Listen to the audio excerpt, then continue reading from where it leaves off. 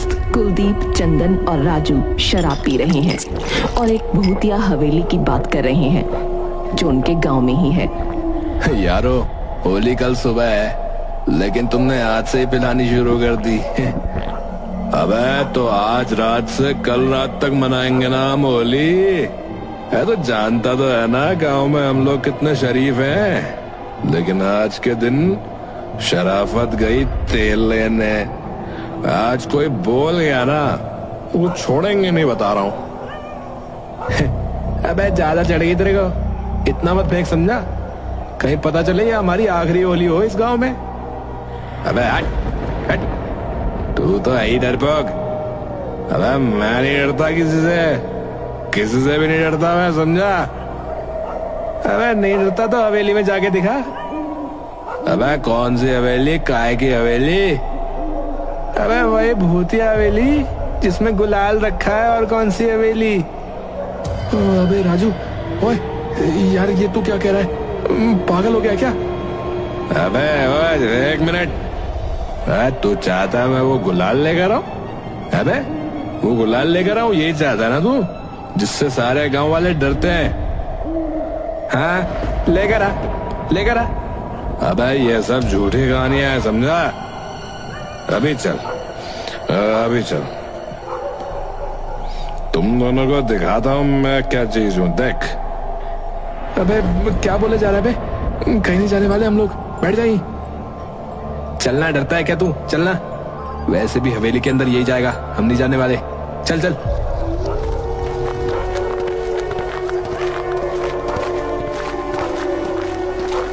तीनों दोस्त हवेली के बाहर पहुंच जाते हैं। हवेली के ऊपर अजीब सी काली परछाई है, पेड़ों पर काले पत्ते और बहुत सारे कबूतर हैं। यार ये जगह ना मुझे कुछ सही नहीं लग रही है यार। ओए चलो वापस चलते हैं यार। अबे सही होती तो हम यहाँ आते थोड़ी बे। ओए कुलदीप, अंदर जा सकता है या बाहर का वातावरण देख के डर गया बेटे? बेटा पीने के बाद ना, बता रहा हूँ, पीने के बाद ना शेर भी आ जाना सामने, शेर, बता रहा हूँ मैं, भारी पड़ूंगा मैं उस पर। तो जाना फिर अंदर जा। देगा भी तेरा भाई कैसे जाता है अंदर, देख लेना तुम दोनों। बैक कुलदीप अंदर जाता है। कुलदीप के अंदर जाने के बाद हवेली का दरवाजा अपने आप बंद हो जाता है। अबे बड़ा अंधेरा है यार, बिजली नहीं है क्या इस हवेली में?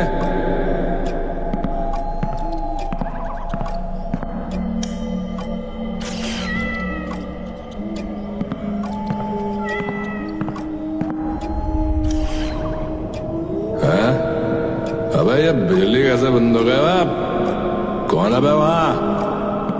कुलदीप आगे बढ़कर फिर से बिजली जला देता है।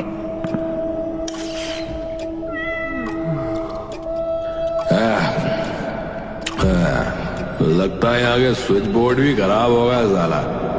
कोई नहीं कुलदीप, डरना नहीं है, समझा। यहाँ कोई भूत वूत कुछ नहीं है। कहाँ गया वो गुलाल ले लेते हैं और निकलते हैं यहाँ से।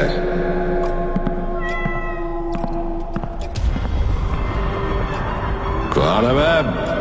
मैं जानता हूँ यहाँ पर कोई है। कौन है बे? बाहर निकल।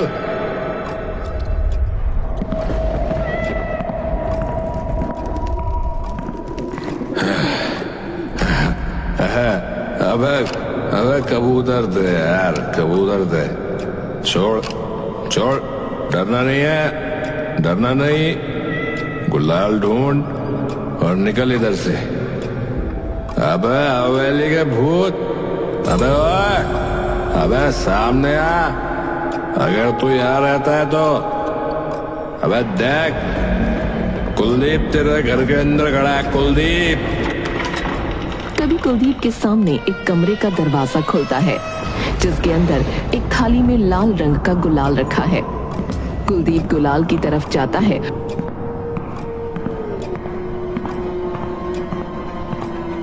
और प्लेट को उठाते ही वो गुलाल खून बन जाता है। कुलदीप पीछे मुड़ता है तो देखता है उसके सामने विनाशक का भूत खड़ा है जिसके मुंह पर लाल रंग का खून लगा है और उसके सफेद कुर्ते पजामे पर भी।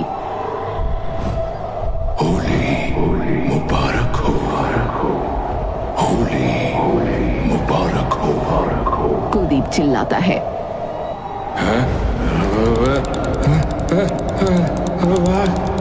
भागो भाई, कुलदीप भाग,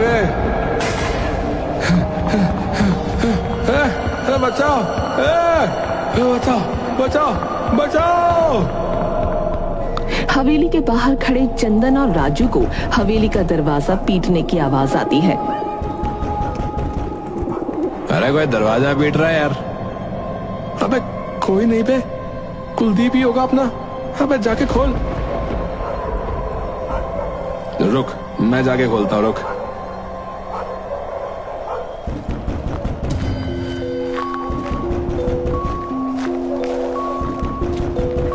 राजू दरवाजा खोलता है और हैरान हो जाता है क्योंकि सामने खड़ा शख्स कुलदीप ही है, लेकिन उसके मुंह पर लाल रंग का गुलाल लगा है। उसके हाथ में एक थाली है जिसमें लाल रंग का गुलाल है।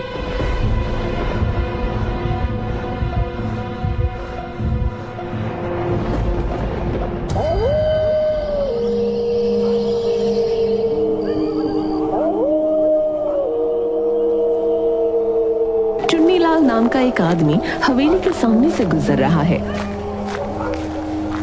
लेकिन वो देखता है हवेली का दरवाजा खुला हुआ है। अरे बाप रे, ये हवेली का दरवाजा कैसे खुला भाई? चुन्नीलाल हवेली के अंदर जाता है।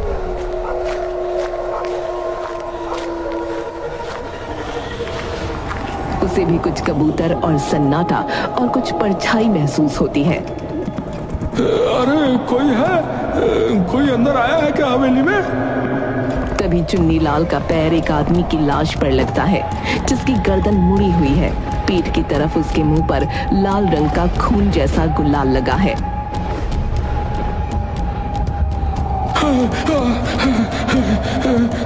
अनर्थ हो गया, अनर्थ हो गया, अनर्थ हो गया।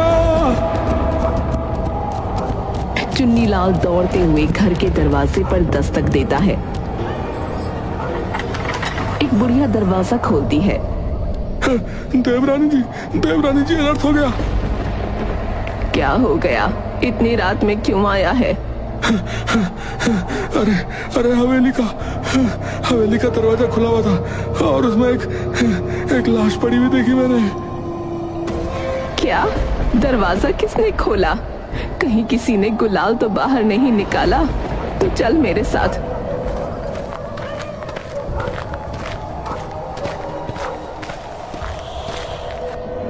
देवरानी और चुन्नीलाल हवेली के अंदर पहुंचते हैं। देवरानी लाश को देखते हुए, सच में अनर्थ हो गया, विनाशक बाहर आ चुका है। क्या वो हमें मार देगा? हाँ, किसी ने यहाँ आकर उसे जगा दिया है।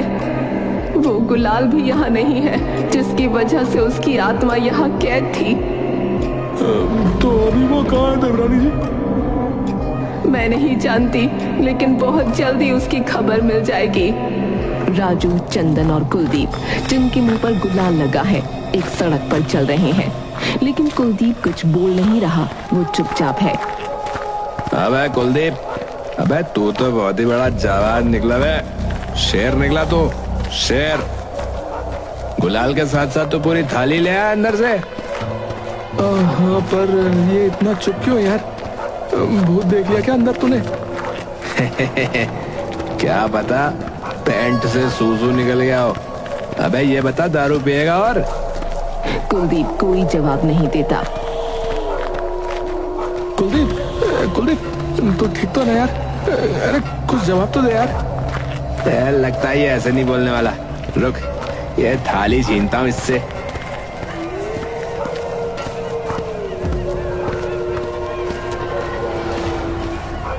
इधर लाए थाली। राजू कुलदीप से थाली छीनता है लेकिन तभी कुलदीप गुस्से में आ जाता है और थाली से राजू की गर्दन पर वार करता है। राजू की गर्दन से खून निकलने लगता है। अरे कुलदीप मुझे मार गिरा। चंदन चंदन चंदन मुझे बचा इससे, चंदन मुझे बचा इससे।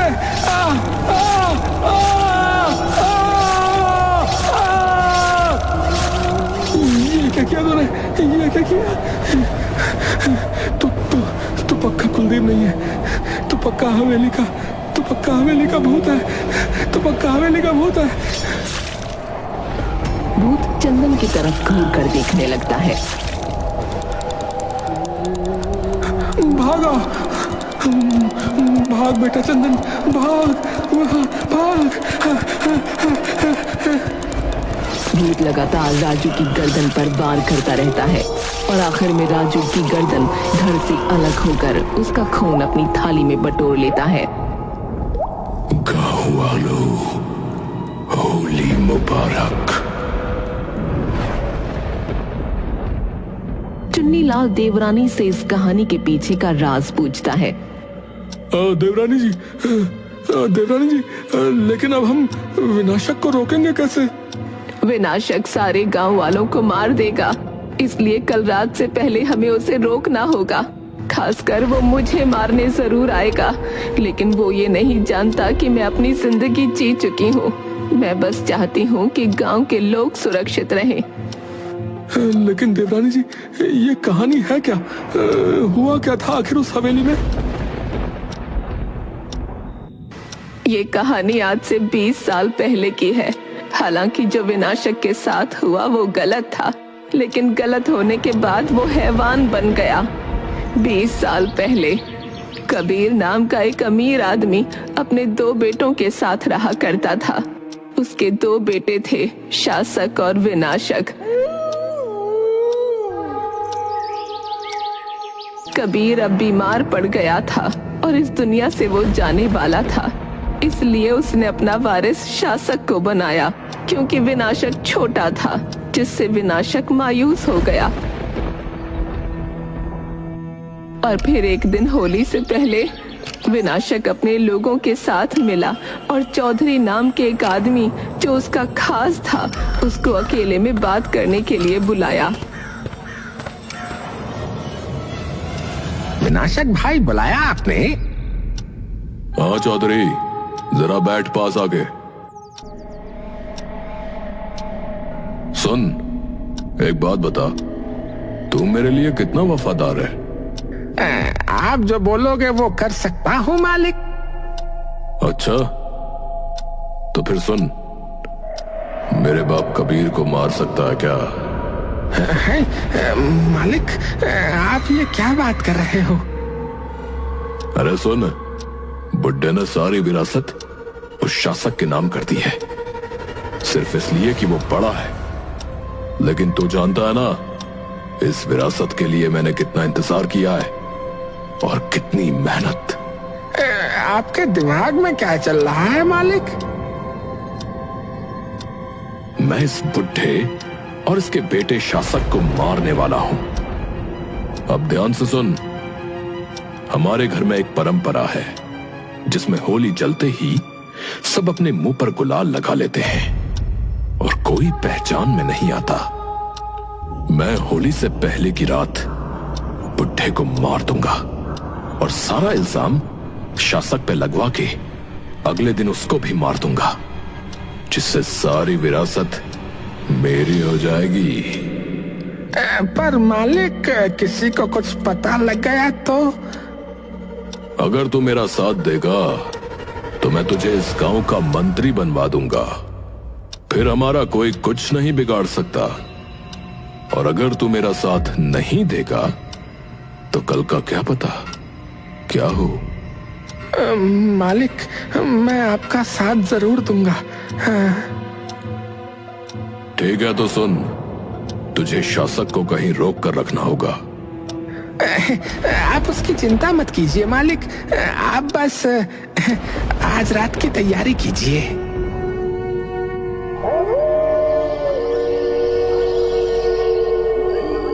रात होने के बाद शासक अपने मुंह पर गुलाल लगाता है। उसके बाद अपने पिता के कमरे में जाता है।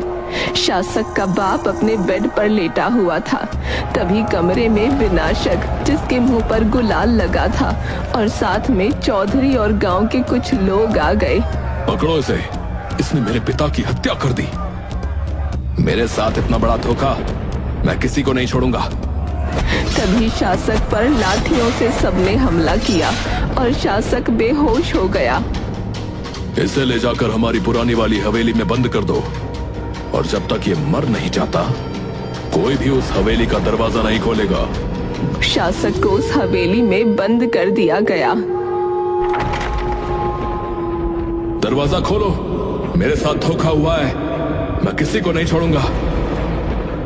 तो देवरानी जी, उसके बाद शासक मर गया क्या? वैसे बहुत बुरा हुआ बेचारे के साथ। लेकिन एक मिनट, इस हवेली के अंदर तो विनाशक का भूत है ना? तो वो कैसे? कहानी अभी पूरी थोड़ी ही हुई है। उस रात हाथ में तलवार लिए हुए एक आदमी हवेली में आया। उसके सामने शासक खड़ा था, कमजोर हालत में।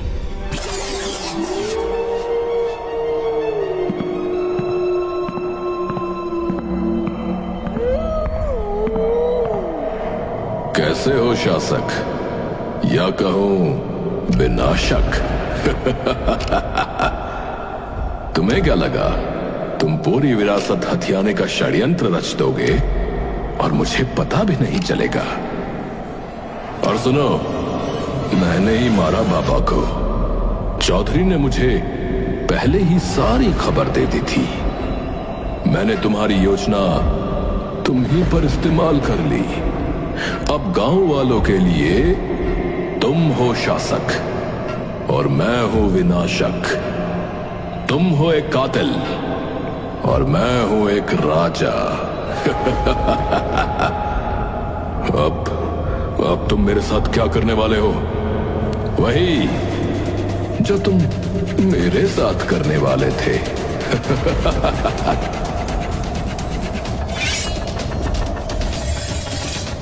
क्या करूं मेरे भाई, तू छोटा है, तूने ये समझा नहीं। अब मैं बड़ा हूं तो मुझे तो सजा देनी ही पड़ेगी ना तुझे। चौधरी, तू धोखेबाज, मैं मरकर भी तुम लोगों को नहीं छोड़ूंगा, याद रखना। याद रखेंगे, लेकिन तेरे मरने के बाद। शासक और चौधरी दोनों आगे बढ़े, हाथों में तलवार लिए, और विनाशक को तलवार से मार दिया। विनाशक की आखिरी सांसों में शासक उसके माथे पर गुलाल लगाता है। होली मुबारक हो। मैं लौट कर जरूर आऊंगा। शासक उस गुलाल को अपने साथ हवेली पर ले जाता है, जिसमें अब विनाशक की रूह समा चुकी थी। शासक गांव वालों को बुलाकर उसी वक्त एक घोषणा करता है। गांव वालों, मेरा भाई विनाशक अब इस दुनिया में नहीं रहा। हम उसे हवेली में कुछ समझाने गए थे, लेकिन उसने हम पर ही हमला कर दिया, और बचाव करते वक्त हमें उसे मारना पड़ा। लेकिन अब मैं विनाशक ही हूं, वारिस अपने पिता की विरासत का। तभी पास खड़े चौधरी में विनाशक की आत्मा आ गई। किसी को नहीं छोड़ूंगा, मैं हूं विनाशक। मुझे धोखे से मार दिया गया, और उसमें गांव वालों तुम भी शामिल थे, तुम सब भी। फिर चौधरी को पकड़कर गांव वालों ने बांध दिया, और देवरानी यानी मुझे बुलाया गया।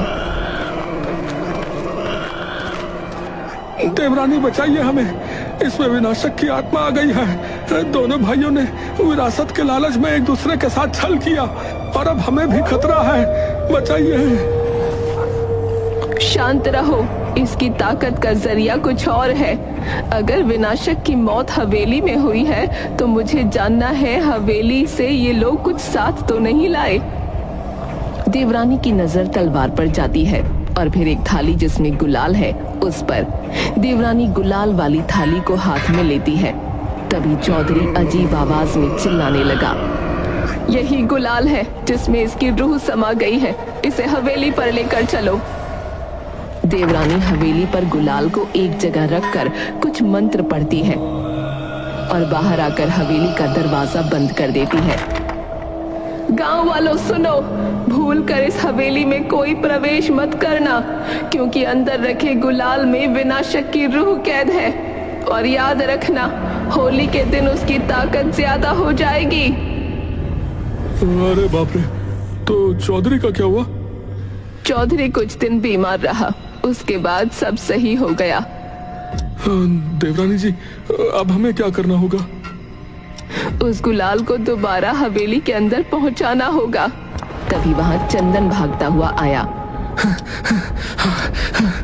सुनिए सुनिए, मुझे बचा लीजिए। उसने मेरे दोस्तों को मार दिया। अरे किसने? उस भूत ने। ये जरूर विनाशक का भूत है।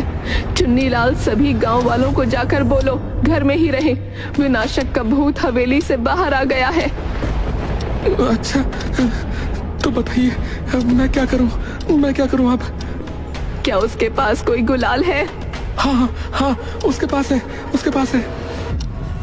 तो अब मैं जो बोलूंगी वही तुम्हें करना होगा, अगर तुम जिंदा रहना चाहते हो तो। गांव के सारे लोग डरे हुए अपने अपने घरों में छुप गए, क्योंकि विनाशक का भूत बाहर आ चुका था। लेकिन वो देखता है कि गांव में सन्नाटा है। तभी उसके सामने चंदन आता है। भूत भाई, इधर मारो, मुझे मारो। चंदन जोर से ये बोलकर भागता है और एक कुटिया में घुस जाता है। भूत भी उसके पीछे पीछे कुटिया में घुस जाता है। भूत अब चंदन के सर पर थाली मारकर उसे जख्मी कर देता है। अब क्या होगा तेरा? अपने दोस्तों की तरह तू भी मरेगा। वो बचाएगी मुझे। भूत देखता है कि कुटिया के एक कोने में जादू टोने की सामग्री लगाए हुए देवरानी बैठी है, जो लगातार मंत्र पढ़ रही है। बुढ़िया देवरानी, अच्छा हुआ तू मुझे स्वयं ही मिल गई। तुझे ही तो मारना है मुझे।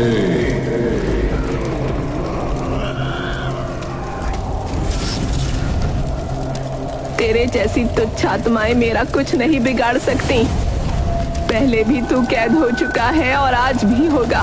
जरा नजरें घुमा के देख। भूत को एहसास होता है कि पूरी कुटिया के चारों ओर एक रेखा बना दी गई है, जिससे अब वो बाहर नहीं जा सकता। मैं बाहर नहीं जा सकता तो तू भी नहीं जाएगी बुढ़िया। 20 साल इंतजार किया है मैंने बाहर आने का उस हवेली से। तुझे कैदी बनकर ही रहना पड़ेगा, क्योंकि तू इंसान नहीं है, हैवान है। तभी भूत थाली से देवरानी पर वार करता है।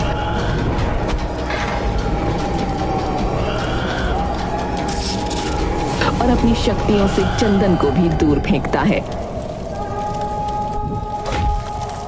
क्या हुआ देवरानी? भूतों को कैद करने वाली ज्यादा जोर से तो नहीं लगी। जल्दी से अब अपना घेरा हटा और मुझे बाहर जाने दे। मर के भी नहीं हटूंगी।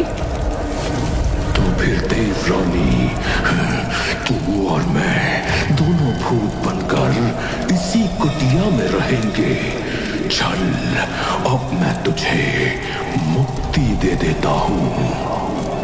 भूत जैसे ही देवरानी को मारने के लिए आगे बढ़ता है, देवरानी मुट्ठी में छिपा गुलाल हवा में उड़ाती है। भूत को कुछ नहीं दिखता, उसके आगे अंधेरा हो जाता है। भूत की आंखें खुलती हैं, तब वो देखता है कि चंदन और देवरानी कुटिया के दरवाजे पर खड़े हैं और उसे बंद कर देते हैं। नहीं, दरवाजा बंद करने के बाद कुटिया में अजीब अजीब आवाजें आने लगती हैं। सारे गांव वाले कुटिया के पास खड़े हो जाते हैं। इसके मुक्ति का वक्त आ गया है। देवरानी के हाथ में वही गुलाल की थाली है जिसमें विनाशक की आत्मा कैद थी। देवरानी उस थाली को जला देती है। विनाशक का भूत भी कुटिया समेत जल जाता है।